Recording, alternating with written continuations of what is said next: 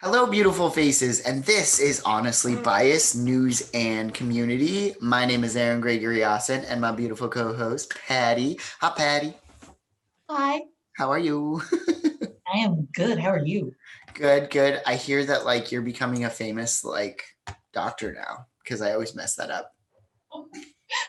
Yeah, still a PA. Still a PA.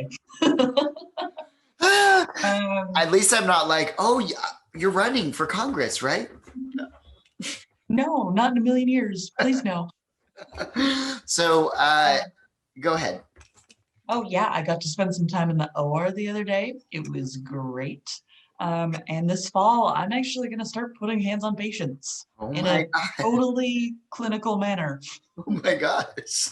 I'm excited and afraid all at the same time. Me too. I know like this year you're not going to do our annual Disney trip, but listeners and viewers, we do a Disney trip every year. And somehow Patty... And I would so rather be doing that than like finals or whatever nonsense I'm doing at that time. Right. Yeah. And I totally get it. It is funny though, because you're like a little juggernaut when it comes to it, because you're always like, I'm not sure. And literally the last time you went was like the week before. You're like, I can make it. I'm like, what? Yeah, I think I gave you like 3 days notice, and that's why I wound up sleeping on your couch. Yeah, so now you have made me hopeful no matter what. But 2022 is definitely Disneyland, so I'm looking forward to that. But Disney World is this year, and so on. So we got a lot to talk about. Disney World is even closer. I know, and you should well, we're not going to talk about it, but I'm always going to be optimistically hopeful that like you're just going to be like, I can come down for the weekend. I'll see you then. I'd be like, yay. But so let's talk numbers. Then we're going to talk about kind of COVID, kind of the reason why I'm even talking about traveling right now, and so on. So what are our COVID numbers? Okay, so worldwide, we're at 135 million cases, 2.9 million people have died. US is 31.8 million with 575,000 deaths. Oregon is at 169,000 cases with 2,440 deaths. And for your comparison, here in the great state of Mississippi, we've got 307,000 cases with 7,086 deaths. Okay. So turns out closing shit down keeps people alive. Yeah. And also wearing a mask. Thankfully, at least where I am, people are good about wearing the mask, but I've also sort of just narrowed down the places that I go to places where people are good about it. So yeah.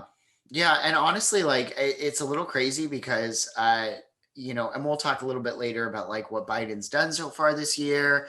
And again, I'm a progressive, so I can be a little bit more, so to speak, neutral, even though my show is honestly biased. But I will say, you try to be way, way too neutral for the name of the show. Whereas I'm like, no, we're biased, damn it. I'm like, honestly, bias is actually Patty. I just steer it in the middle.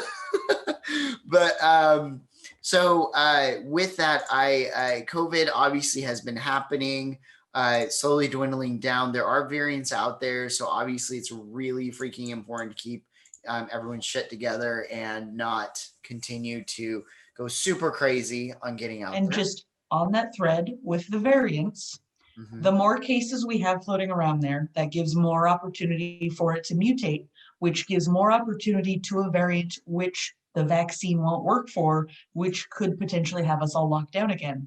So really, really, really keep wearing a mask, keep staying socially distanced, at least through getting your vaccine, so that we can try to actually knock this back down to where there aren't a ton of variants that could really throw a wrench in things.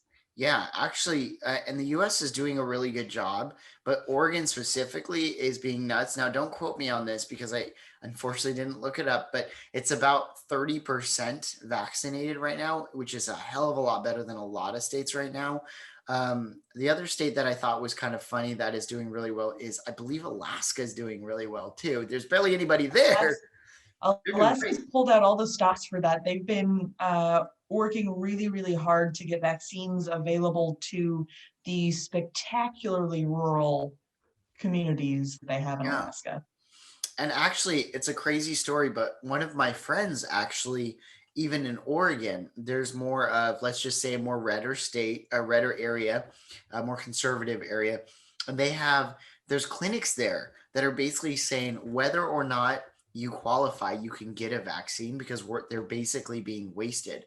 So if you drive 2.5 hours from where I live, you can get a vaccine, and it's in Boardman, Oregon, I think it is. Then you can literally get a vaccine, and it's not skip jumping to the front of the line, unethically. They're literally being wasted. Yeah, my mom wound up going out to Central Oregon, and I don't remember where off the top of my head, but Mm, she got hers out there. Although I feel like she could have gotten hers closer because she's severely immunocompromised. But yeah, my parents got to, have a little vacation out to Bend for it in that's nice. addition. So, you Yeah. know, make an event out of it. But she just got her second one, and yesterday was the day after the vaccine, and she did not feel good. Yeah, and I actually did get the vaccine myself. I work with a few high risk clients. Of course, I messaged with guilt to all my health friends and was like, "Am I jumping the line? Is this bad?" And they're like, "No." Which I said, no, stop it, get the vaccine, Yeah, just do get it. it. And so I did. And so and the first one, I got a pretty sore arm. The second time, I am not even kidding. For a half a second, I was like, do I actually have it? Because I was so freaking sick. I had every single symptom you can think of. And I was laying for 2 days in bed. And then third Did day, you get Pfizer or Moderna? Pfizer. Okay. Yeah, Pfizer's a kick in the face. And at least for me, Actually, the people that I talked to have had more trouble with the Moderna one. I got the Pfizer one, and it's small sample size. I have no idea if that holds true across the board or not. yeah, yeah. Like the 20 people that I know. But yeah, I mean, I felt lousy the next day. I could have gone through with my day. I didn't like have to stay home. Mhm. Did I stay home? Yeah. Do I feel bad about that? No. No. I, I can do all my lectures over Zoom now because that's available. So, Yeah. Yeah, and but I I mean, was achy and tired. yeah, see, I was achy and tired day one of the second dose, and then day two, I got the fever, the aches. I barely could walk because I was so dizzy. I was moving back and forth. Like I couldn't walk straight. And Good times. yeah, my partner actually, hung out and stayed with me and everything and kind of took care of me, which is a very weird thing because we haven't talked about my relationships and how I choose them really destructively. But it was a very nice thing to have somebody there taking care of me as I fought them every step of the way. But um, I was like, no, but I hate my life. I um, can take care of myself, except for I can't. yeah. But what was really great about this, and I want people to really come from the most important thing, which is we absolutely need to remember that whether or not you get a really strong reaction to it, like I did, or maybe like what Patty got, it's more important for you still to get it because it's far less than actually getting it. And it is helping us. Well, and also it's one day of feeling lousy. Like you can do one day of feeling lousy. It's not the end of the world. Additionally, if you're really worried about like the second shot being less fun than the first, the Johnson and Johnson vaccine is coming out, and that's only a single vaccine that gives you very good coverage. It only reduces your risk of getting it by 60%, but your risk of getting really, really sick is cut by well over 90%. So it just takes it down to a basic cold, which we've all had basic colds except for over the last year because we've all been wearing masks. Right. And that's actually the most important thing, is not overwhelming the hospitals and not dying. Yeah.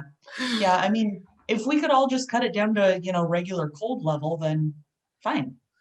We're all Yeah. good. So continue to wear your masks even if you get vaccinated. Let's continue to make this happen. Talking about COVID a little bit more, we're not able to do things. People who have been vaccinated, CDC is now saying that you can actually gather in small groups for low risk and people who have already had the vaccine. And then my class got together. We've pretty much all been vaccinated. I think everyone but like 2 people in the class have either been vaccinated or had it. And so we got together outside, and someone got a bunch of crawfish, and we had a big crawfish boil outside. Oh my God, that's amazing. Yeah, it was so much fun. Yeah. And it makes me sad that we haven't been able to do this the whole time, because it was great. Yeah. But it's nice that we're finally able to do this in a safe way. Yeah. And that's really the most important thing, because the CDC just last week stated that people who also are vaccinated as well as are now low risk to fly and travel. But again, wear your mask, still be socially distant.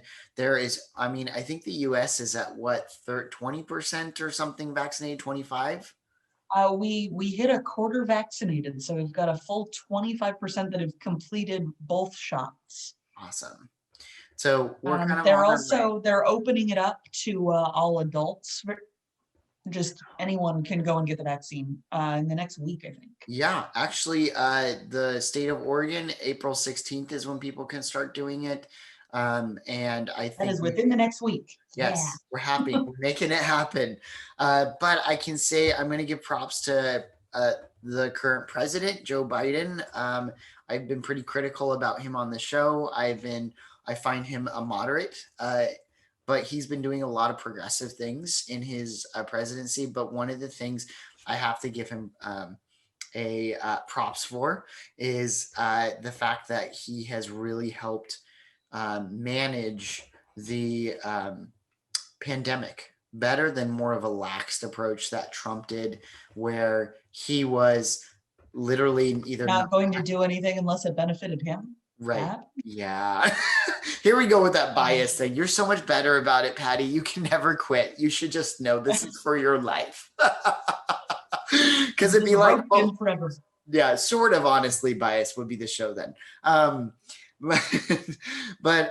So far, I want to talk about Biden a little bit, because President Biden, as well as Vice President Harris, basically 2 weeks into office, had so many things happening, including a terrorist attack from the U.S.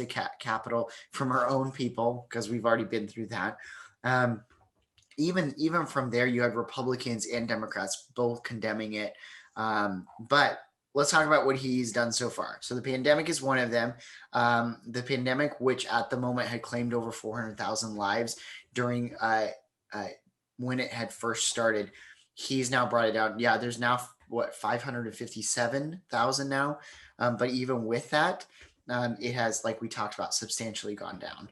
The curve has really flattened, or, I think we're starting to get below numbers last summer, and we're way down from numbers at the beginning of the year. So yeah, moving in the right direction. In fact, he created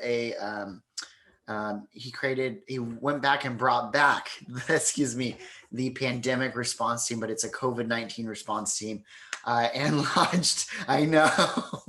launched also a 100-day mask challenge, asking people to wear masks for 100 days from the time he became president. And it is helping. Just think if we did the 100-day mask challenge this time last year, where we could be. I actually had a friend of mine who said, I think I'm going to keep wearing my mask even after all this, because flu viruses, all that has gone down. Like I haven't really been sick almost this whole year. I haven't been sick. And Yeah. usually I get at least one cold, but I'm such a baby about colds. That's Yeah. why I've, avoided this plague like the plague. Um, Right. because Um, I know I'm a wuss. yeah. So we are, that is something that's been really amazing in terms of what he's done so far. He's created a lot of different, I think something that stood out that I don't think a lot of people noticed because there's been so much drama is they basically created a vigil for 500,000 people by having 500,000 candles at the White House. I thought that was really impactful. Um, Yeah, especially because we haven't had the number of deaths acknowledged prior to Biden coming in as president. Yeah. On top of that, we also talked about Johnson and Johnson, which you brought up. That came into play. He helped head that. And then in terms of racial equality, he's really been condemning it. He's created basically a pledge to crack down on only people attacking Asian Americans, calling what Donald Trump, excuse me, former President Donald Trump referenced as the China virus. Um, he on top, yeah, I know it's the worst. And then even on top of that, they're going through a couple things. Immigration. Um, he basically put into motion and took away the ban for Muslims to come into the U.S. Um, and Because it did nothing to keep us safer in any respect. Not at all. And it was really weird that somebody would like it's such a hate thing. And look, I everyone knows I'm not a fan of Trump in any way. I do not like him. I think there's a lot of things he did very manipulatively that made people think he was the good guy, especially his base, and it's very frustrating. Um, on that side. In climate change, he is rejoining the Paris Agreement. And then, of course, basically revoked a permit for Keystone XL pipeline, which was actually a really great move on his part because that was going clearly into Native American territory. It's unacceptable that that happened. And then so there's those so far. And then LGBTQ rights, Biden repealed a law which basically put a ban on transgender Americans joining the military. And then he also made, oh my God, I'm going to be really bad. This is like literally on a gay radio show, and I'm going to be the worst person here. I'm going to say March 30th was, he announced as it was Transgender Day, Transgender Awareness Day. Yeah. Did I get that right? I remember that happening. Do I know what any day anything happens on anymore? No. Oh my gosh, I feel so bad. Okay, we're literally looking at it right now. Transgender, I'm the worst. Well, while you're looking that up, I would David, also like to talk about the infrastructure plan a little bit please go that for Biden it. is working on. And Republicans suddenly care about the deficit again. So, we can't spend billions of dollars, trillions of dollars on infrastructure, despite the fact that Trump talked about doing that on multiple occasions. But this would like fix roads for people, and what do people need roads for? And green jobs, where we're making the solar panels here instead of buying them from China. Why would that be a good idea?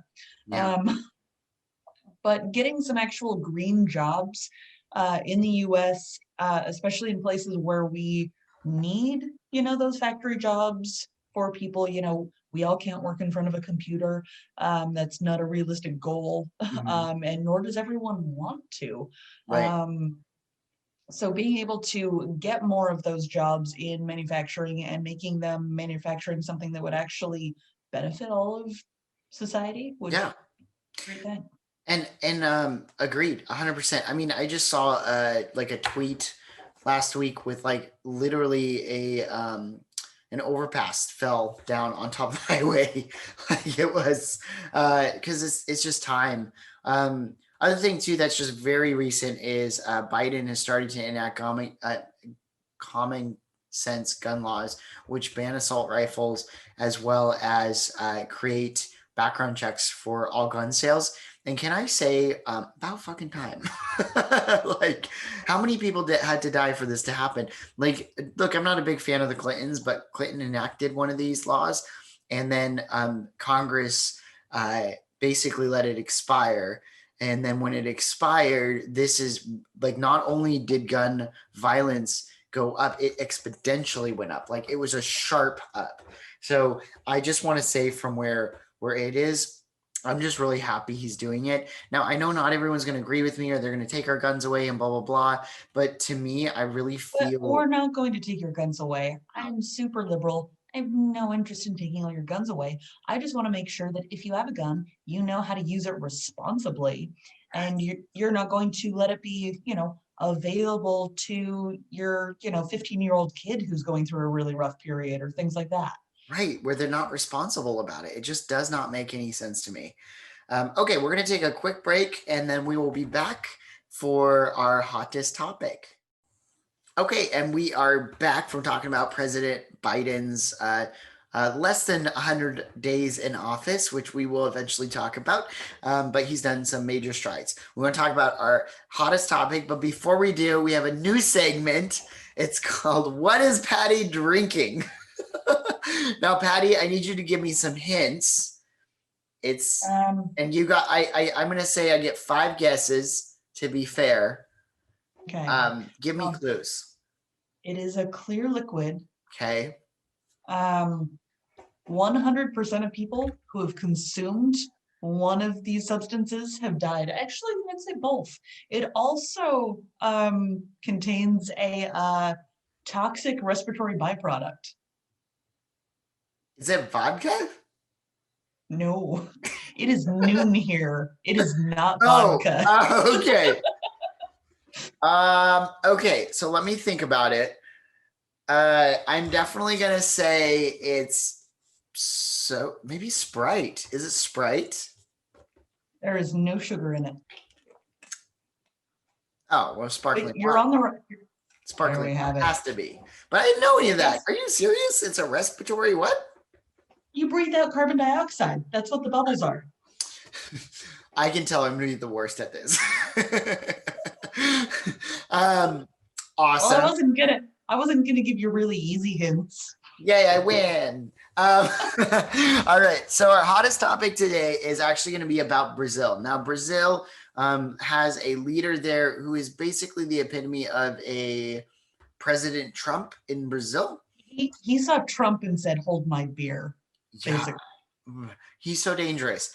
And so here's the thing. There's a few I want to bring it up because basically last week, literally 3 days ago, Brazil had more than 4,000 deaths in 24 hours for the first time due to COVID or related COVID issues. Hospitals are overcrowded. People are dying. They're waiting for treatment. Vaccines aren't going through as fast enough. Literally, just to have some comparison here, the U.S. At the time of my research had 555,000 deaths. Comparably, Brazil, which is smaller than the U.S., 332,000. And the most comparable next to it is Mexico, which is 204,000. So there's a couple things I want to talk about this, because Brazil, Mexico, they both have some similarities in culture, which I think does affect this a little bit. COVID, basically, there's a lot of reasons why I feel like this is happening. One is in Brazil, like I said, hospitals are overcrowded.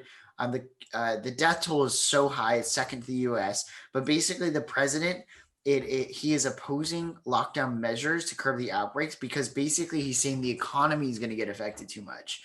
Well, he's opposing lockdowns. He's opposing mask wearing. He's not doing anything to facilitate vaccines. Just like all of the worst possible choices. Yeah. So, I mean, although Trump basically didn't make an initiative to try to make a lot of this happen, don't get me wrong. Like, to be fair, the vaccine was produced while under Trump. It wasn't Trump's fault. Was it his? I'm not going to go there. But I will say. It wasn't. A lot of it was in other countries. I was like, come on, Patty, catch up. You got to do no. He gets no credit for sitting with his thumb up his ass. Yeah. So from there, speaking to supporters, the president, his name, Jair Bolsonaro. I might be saying him wrong. Bolsonaro. Thank you. So he basically, so that's the first thing is the president's really not doing anything to. He's also burning down the whole tropical rainforest too, for anyone who Oh, cares. right. That's actually something he brought up because it due to the economy again, right? There's another economy. Yeah. Oh yeah. Which is killing the world. Wonderful. But basically, we've got to have our cows to eat. Yeah. What he's saying is that because 4,000 people died in 24 hours, one of the things he's actually said is it's due to obesity and depression. I'm sure the people are depressed because they're all dying. Huh?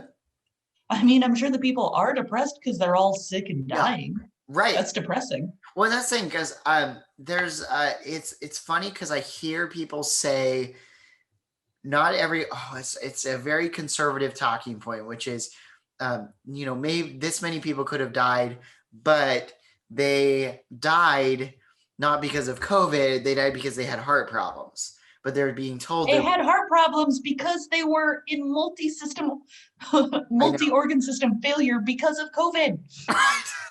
I'm like, go Patty. Get him, Patty. Like, no, they died of kidney problems. It's because COVID killed their kidneys. I'm telling you, Patty, we're going to do another segment with Patty, which is basically Patty debunks bullshit. Patty screams into the void. I'm literally going to have signs up from now on. It's going to be like, here's our new segment because we have a low budget. We have a budget of $12, and that's just what we happen to pull out of our pockets in pool. Right. You want to know what I'm drinking? That's the budget. So that's one of them. But I do want to bring up another thing because actually Mexican culture that I have learned, as well as people in Brazil have similar cultures where they're very family oriented. Being family oriented, they're always around each other a lot. I've had friends. And a lot of them live in multi-generational homes. So just the couple of you stay living in your house, stay away from other people. It's like, no, there's a lot of people living here. Yeah, which is really unfortunate because basically with that, it's going to be a struggle for them to make anything happen. So but with that said, the next step to go is to put pressure on the country, put pressure on the president. I don't know if that's going to help, but the US definitely, I feel, does need to step up because it's not only affecting us, but affecting them, but in Brazil, I think that's where some of the variants are coming from. Am I not wrong? I think there is a Brazilian one also. I can't keep track of all of them. Although I remember there was one British politician who was fond of calling it the China virus. And then when the UK variant came out, he was like, this isn't fair that you call it the UK variant. Right. I was just like, oh. Yeah. So I honestly think if you, talk to your politicians, put pressure on Biden because we have to help Brazil. They actually are. We need to make sure they have adequate vaccines and work on getting them vaccinated as quickly as humanly possible. Just getting people in the US vaccinated and not doing our utmost to make sure the poorer countries are fully vaccinated as well.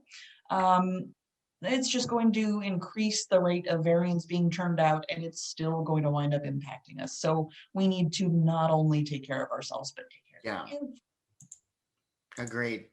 So Patty, I kind of decided that you and I were going to do the movie review, so we're going to jump right into it. Why not? Right. Because I was like, you know what? Patty hasn't done a movie review. That'd be kind of fun. I did one, but now I can't remember what it was. You did do one? I think I did. Oh, okay. Well, we're going to do another one. But before I do, I just want to correct myself. The Transgender Day of Visibility is actually March 31st. It's dedicated to celebrating transgendered people and raising awareness. We're close. I know. I was one day off. It's meant to create awareness of discrimination faced by the transgender people worldwide, and as well as celebrate their contribution to society. So, if you want to learn more about it, definitely do. It's important to understand. My favorite quote I always tell people when they say, well, I don't really understand transgendered people. I say, you don't have to. It's not really about you. Okay. I actually am not gonna lie, you picked the movie, I and did, I because I love this love movie. I love this movie. So what do we pick? Zombieland. Zombieland. Okay, so Zombieland was in 2009 when it was released. It's considered an adventure, a comedy, and a fantasy. Based on IMDb, it's a shy student tries to reach his family in Ohio, a gun-toting tough guy trying to find the last Twinkie, and a pair of sisters trying to get to an amusement park join forces to travel across a zombie-filled America. The Jesse Eisenberg, Emma Stone, and Woody Harrelson are the main stars. And I know I'm missing Abigail Breslin. Abigail Breslin. Yes, she is in it too. Okay, so let's talk about our initial thoughts of watching this one. What did tell me what stands out in this movie? Maybe based on other zombie movies. It's a lot of fun. I'm not a big fan of like serious gore or horror or anything like that. Mostly I just want to be entertained. Same.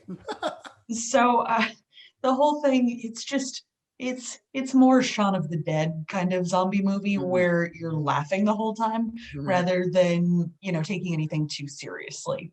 I'm trying to pull up so the main character, he has rules that he's learned throughout his time in Zombieland. So I've just pulled these up. So rule number 1, cardio. Because you want to make sure that you can run away from the zombies. 2, double tap.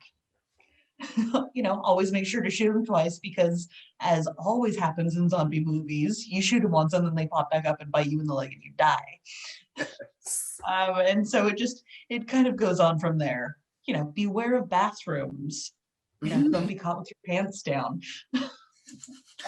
Yes. And so it's a bunch of stupid stuff. I love that. Like I think even the critics were really praising it. It got, it actually got 10 wins and 28 nominations as a movie. Most of them weren't like big, awards, but they were all, some of them were critic awards, some of them were Scream awards, things like that. But the film itself, it really does rely heavily on the actors because you're spending a lot of time with them and there's a lot of dialogue, Well, it also combined like awkward teen, like, crush kind of film in there too. And they did a great job of having it be like a really awkward, like teen romance kind of thing. Yeah. And I am slowly but surely totally loving Jesse Eisenberg. He's just such a fun actor. You take him from The Social Network, which I think was his best performance, to even Batman vs Superman, which is, I don't think it was my favorite from him. It was very weird. But then they came out with the Justice League Snyder cut, and I was like, okay, I get it. He's badass. But then with Zombieland, it's like a glove. It fit perfectly with him. He was like this OCD lead carrying the film, being like, you gotta do it this way, gotta do it this way. Spectacularly neurotic, and man, he lives by these rules that he's come up with. And then you have Woody Harrelson, who doesn't acknowledge a rule for anything. I mean, his goal in life is Twinkies. Yes. Yeah. And I hate to say it, like, there were some strong layers to some of the characters. I would say, as much as I love Woody Harrelson, it did feel like he was kind of a one-note character. It was just for the fun Twinkie. They did develop him a lot more in the sequel. Yeah. And I also think too with this, there's one character that I felt stood out, and that was Emma Stone's character. I'm a huge fan of Emma Stone, and I forgot she was in this movie.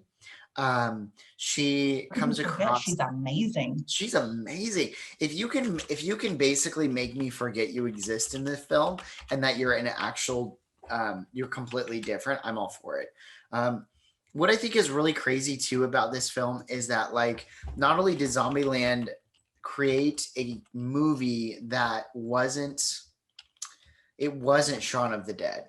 it was something different, but still funny. And so kind of mocking the genre. I found that really interesting. I I love making fun of things. So movies that make fun of things are also my favorite. Yeah. Okay, so let's talk about Zombieland Part 2 then, because I think look, I only saw it once, so I'm not gonna lie. I'm gonna weigh heavily on you. But I do know that like they developed it in a way that like the zombies kind of evolved as they were still Yeah. growing. So they have some different kinds of zombies where some are faster and some have some, rudimentary thinking skills and whatnot. Mhm. Um, but I mean, the real takeaway is that Bill Murray is in it Yes. as himself because Yes. because oh my God, I love Bill Murray. He's so awesome. There are so many good things about this film. And what's really crazy is so Double Tap, it got This was 10 years later that they did the yeah, second one, the fact that which yeah, and it was pretty solid. So a lot of the sequels that come out, they tend to be either really, really way better than the first one or way worse than the first one. But this one seemed to come. well, a lot of time they're really rushed, like they're trying to ride that first wave and keep it going. Whereas the second one, they're like, oh no, people are still really into this. I think we could totally do a second one. And they Yeah. did, and it was good. They got to switch up locations a little bit more, they got to hole up in the White House for a while. And Right. Right. I love too that it's funny because there's not very many people alive after all this said and done. So it kind of shows like I don't know, with me and Zombieland, the first one, I came across it bored actually. When I was like, I'm bored, I might as well watch this movie. Super impressed, super surprised. When I just want to watch a fun movie, I tend to like lean towards something like Zombieland because it's easy. So, yeah. So, let's say rate it. Would you give it a oh my god, yes, a or would you say it's the worst movie you've seen? Let's rate it from 1 to 10. I would give it a very enthusiastic heck yes. And it is so worth like rewatching whenever you're just like, I just want to watch something fun. I have watched both of these on numerous occasions, and it's something that I just never regret putting on. Agreed, agreed. I really like this film, and I'm not really a big scary movie person myself. It's not really scary. It tends It's not. it's a little bloody, but I mean, if you're kind of don't like blood, okay. But it's just a really fun movie, and it's so easy to just zone out to. So I actually agree with you, and I would call it my favorite mistake because if I was to look at it critically, maybe I'd have more problems with it. But it's just one of those movies that I'm like, it's pretty solid all around, you know? Yeah, it's well made. I think the characters are well developed in their own sort of weird ways. And yeah, it's just fun. Yeah. Well, with that said, we're going to call it a day, maybe a little shorter show today. But what we'll do is I'm going to hit my hashtags here. And first of all, thank you, Patty, for going The through the whole thing. hashtags? I do. This is I'm my never here for the end. I know, right? Are you ready for it? All right. So here we go. Hashtag our revolution. Hashtag not me us. Hashtag Black Lives Matter. Wear your fucking masks. Have an amazing week, please. And Patty, you were amazing. I am so appreciative of you. And yeah, you're just incredible. And we will hopefully be back in a couple of weeks. So everyone have an amazing week.